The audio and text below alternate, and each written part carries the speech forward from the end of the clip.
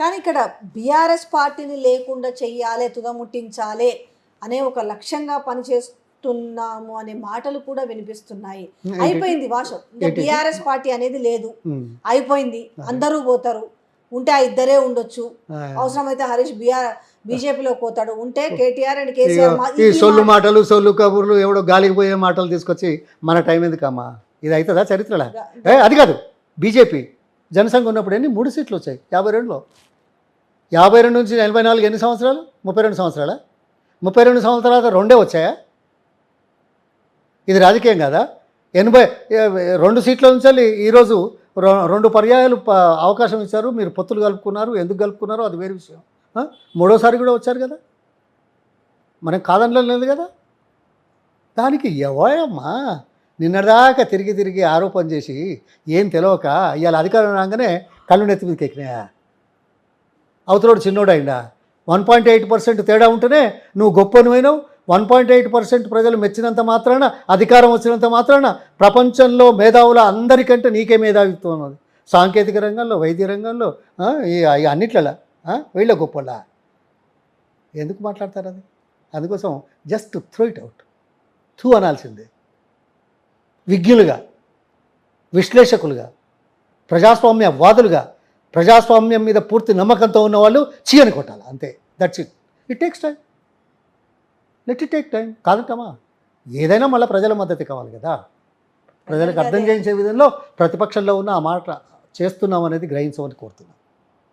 ప్రజల అవసరాలే ముఖ్యమని భావించే రాజకీయ పార్టీలు ప్రతిపక్షంలో ఉన్న, అధికారంలో ఉన్న ఆ కోణంలో ఆలోచిస్తారు, చించాలి. ఒక ప్రశ్న, ఇప్పుడు యాంటీ డిఫెక్షన్ లా ఉంది, వీళ్ళు లొసుగులు ఎత్తుక్కొని వెళ్తున్నారా, లేదంటే కొంచెం మన ఎందుకు మేము కూడా ఈ 4 సంవత్సరాల పీరియడ్ని ఎందుకు పనంగా పెట్టాలి అనే కొంచెం మన ఇది లేదా? ఇలా లొసుగులు ఏంటంటే, స్పీకర్ గారికి అధికారం ఉంది చట్టంలో.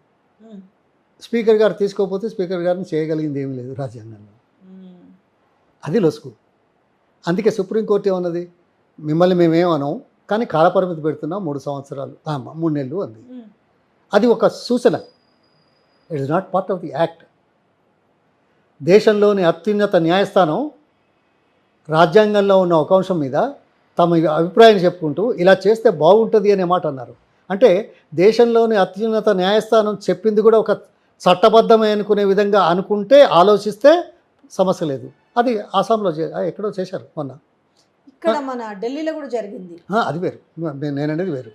మా 3 నెలల్లో చేసింది అని చెప్తే ఏదో అస్సాం రాష్ట్రంలో, ఇక్కడ నాకు లేదు, అక్కడ పైన రాజ్యసభలో పట వేరే పార్టీ వాళ్ళకి వేస్తే వాళ్ళను ఇది చేస్తే మీరు 3 నెలల్లో చేయమంటే ఆయన 10 రోజుల్లోనే ఏదో చేసినట్టున్నారు. అది చేయమని సూచించడమే ఒక పని, అంటే ఒక నివేదన, కానీ చట్టం కాదు. అందుకే ఆయన చేశారు, ఇక్కడ చేయమని కోరుతున్నారు. ఇంతకుముందు ఇక్కడ చేయని వాళ్ళు చాలామంది ఉన్నారు. 8 రాష్ట్రాల్లో చేయకపోతేనే ప్రభుత్వాలు కూలిపోయినాయి అనే సంగతి మనకు తెలుసు, మీకు తెలుసు, అంతే కదా. అందుకోసం చట్టాన్ని ఇప్పుడు కాసేపట్లకి ఇన్స్టెంట్ గా మేమేదో విజయం సాధించాము అనేసి, అది విజయం సాధించామని ఎవరు అనుకుంటారు? తెలియలేని వాళ్ళు, చట్టాన్ని ఉల్లంఘించిన వాళ్ళు, అంతే కదా. అది ప్రామాణికమా? నిజమే ఉంటుంది కదా. పోనీ సరే, ఓకే. ఇప్పుడు 2018లోనేమో వీళ్ళు ఎల్పీ విలీనం చేసుకున్నారు రాజ్యాంగంలోని ఒక క్లాజ్ ప్రకారం, ఆనాడున్న టీఆర్ఎస్ పార్టీ. ఇప్పుడు వీళ్ళు బీఆర్ఎస్ ఎల్పీని విలీనం చేయాలనేది, చేసుకోవాలనేది ఒక క్రైటీరియా బేస్లో పోతున్నారు. అయితే ఒక్కొక్కరు ఒక్కొక్క టైంలో జాయిన్ అవుతున్నారు. జాయిన్ అవ్వడానికి కండవాలు కప్పుకుంటున్నారు. పోయిన తర్వాత ఈ పార్టీ నుంచి ఎందుకు బయటకు వచ్చినామో కూడా చెప్తున్న వైవిధ్యంలో ఒక్కొక్కరిని జమ చేసుకొని ఒక 1/3 మెంబర్స్ అయిన తర్వాత అట్లా విలీనం అని చెప్పుకునే అవకాశం ఉంటుందా టెక్నికల్? అంటే ఇక ఈ దేశంలో ఎవరు తెలియకలు లేరు, నేనే తెలియకలను అని కూడా గట్టిగా ఉంటుంది. నువ్వు ఎప్పుడు మారినావు? 2/3 ఎప్పుడైంది? 2/3 అయిన తర్వాత రెజల్యూషన్ ఎప్పుడు చేశావు? నువ్వు 2/3 అయ్యేదాకా నువ్వు మారలేదా పార్టీ? అయ్యో, మారి బీఫామ్లు తీసుకొని మళ్ళీ పోటీ కూడా చేసి, అదే అంటున్నాను కదా. అంటే నేను అనేది పార్టీ మారడం ఎప్పుడు అనేది ముఖ్యమా, పార్టీ మారిన తర్వాత అందరికి వెళ్తే మేము 2/3 అనడం ముఖ్యమా? ఎవరి కాళ్ళు కప్తారు, ఎవరిని మోసం చేస్తారు, జనాలకి ఇవన్నీ తెలియకపోవచ్చు ఈ పాయింట్లన్నీ. అందుకోసం జనాన్ని మభ్యపెట్టడానికి, మోసం చేయడానికి, కాలం గడపడానికి చేసే ఎత్తుగడలో భాగంగా ఈ మాటలు మాట్లాడుతున్నారు. మీరే అన్నారు, ఇది పార్టీ మారడం ఒక ఎత్తు అయితే, ఆ మారిన పార్టీ బీఫామ్ మీద మళ్ళీ పోటీ చేయడం మరో ఎత్తు అయితే, ఇది 2/3 కింద ఎట్లా వస్తుంది? ఆలోచించమని కోరుతున్నా, మీడియాని కోరుతున్నా దయచేసి. అంతే కదా, అడ్మిషన్ కోరుతాం, న్యాయ వ్యవస్థను కోరుతాం. న్యాయ వ్యవస్థ వాళ్ళ దృష్టికి వచ్చినప్పుడు వాళ్ళు చెప్తారు, అది వేరు. అంతే కదా, స్వయంగానే అయితే తీసుకో కదా. మన ఇద్దరం మాట్లాడుకున్నంత మాత్రం న్యాయ వ్యవస్థ మధ్యలోకి వచ్చి అయితే అనలేదు కదా.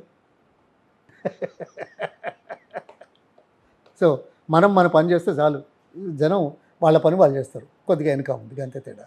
Thank you so much. Thank you.